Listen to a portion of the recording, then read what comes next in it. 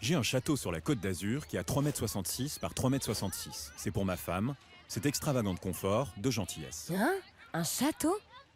Entre cabane de bûcherons en rondins et cabanon de pêcheurs girondins, on lorgne davantage du côté de Diogène et son tonneau plutôt que d'un véritable château.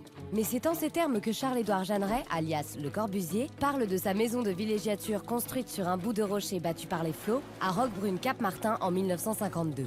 Alors comment le Léonard de Vinci du modernisme, architecte mais aussi écrivain, peintre, designer et urbaniste, a-t-il fait entrer sa pensée dans ces 16 mètres carrés? Si Le Corbusier est né dans les montagnes du Jura suisse en 1887, il se sent profondément attaché à la Méditerranée. Il découvre Cap-Martin par le biais de ses amis architectes et designers, Jean Badovici et Éline Gray, qui s'y sont construits une villa moderne en 1929. Le Corbusier a l'habitude de squatter la maison, puisqu'il s'y sent bien, à l'aise, très à l'aise. Cette photo de lui peignant a d'ailleurs depuis ravi les internautes qui se sont lancés une véritable compétition de détournement.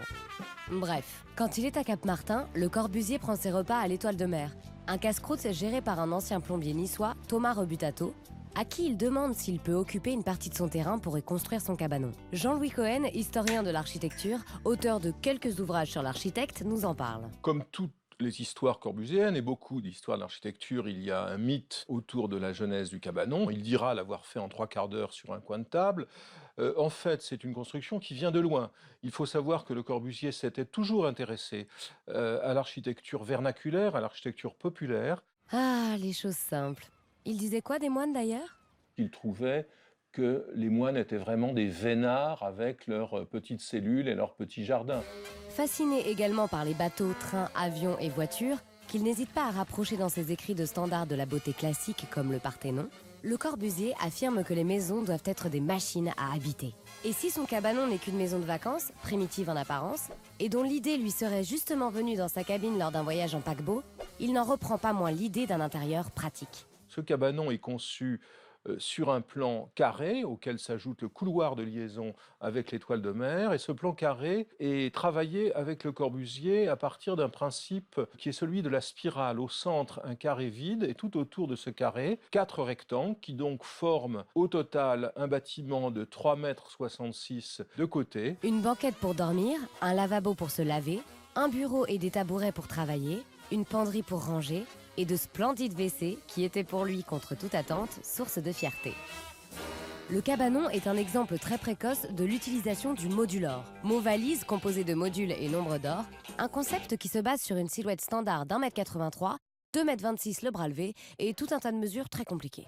Albert Einstein dira du modulor, c'est une invention qui rend le mal difficile et le bien facile. Facile? Pas si facile. Mais Le Corbusier l'applique à ses réalisations comme le cabanon, la cité radieuse de Marseille ou la ville nouvelle de Chandigarh en Inde pour créer une architecture à la mesure de l'homme. Avec le modulor et entre bricolage et préfabrication, les éléments du cabanon ayant été réalisés en Corse et acheminés par bateau, Le Corbusier édicte une réflexion sur l'habitat minimum. 16 mètres carrés, le luxe donc, selon Le Corbusier. Le cabanon est une sorte d'excroissance de la guinguette, l'Étoile de Mer, à laquelle l'intérieur du cabanon est relié par une porte qui permettait à Le Corbusier et à son épouse Yvonne Galis d'aller directement de leur chambre de villégiature au bistrot pour y prendre le café crème du matin ou le pastis du soir. Et oui, puisque l'expérience a ses limites. Il prenait ses repas à l'Étoile de Mer, sa douche en plein air, et a rapidement demandé à Thomas Rebutato une cabane de chantier pour en faire son atelier. Tel un cabanonnier, il s'approprie l'espace naturel alentour et se compose une architecture à sa mesure. En 1952, il écrit à son ami le photographe Brassailles. Je me sens si bien dans mon cabanon que sans doute je terminerai ma vie ici. Il ne croyait pas si bien dire. Après y avoir passé tous ses étés pour y écrire ou mûrir ses projets, c'est au pied du cabanon qu'il meurt lors de sa baignade quotidienne en 1965. Depuis, cette modeste cabane est un véritable lieu de pèlerinage pour tout architecte en herbe. Elle a aussi été inscrite sur la liste du patrimoine mondial de l'UNESCO en 2016, au même titre que ses plus célèbres réalisations.